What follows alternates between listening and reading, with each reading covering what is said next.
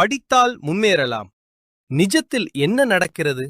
படிக்கச் சொல்லும் தலைவர்கள் அவர்கள் எல்லோரும் படித்தவர்களா? படித்தால் வேலை கிடைக்கும் என்கிறார்கள். ஆனால் நிஜம் என்ன? 5000 பணியிடங்களுக்கு 5 லட்சம் விண்ணப்பங்கள். இது வளர்ச்சியா அல்லது வேலைவாய்ப்பு பற்றாக்குறையா?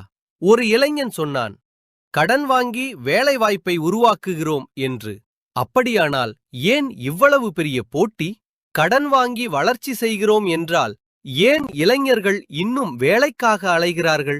புள்ளிவிவரங்களில் முன்னேற்றம் இருக்கலாம், ஆனால் நிஜ வாழ்க்கையில் படித்த இளைஞன் தன் கனவுகளை விட்டுக் கொடுத்து எந்த வேலை கிடைத்தாலும் செய்வது, இதுதான் முன்னேற்றமா? கேள்வி கேட்க வேண்டிய நேரம் இது. மாற்றம் தேவைப்படும் நேரம் இது. சிந்திப்போம். நம்முடைய எதிர்காலம் எங்கே செல்கிறது? இன்று விதைக்கும் மாற்றத்தின் விதைதான் நாளை பெரிய மரமாக மாறும். ஒன்று சேருவோம், வாருங்கள். இது உங்களின் நான் முதல்வன் ஆனால்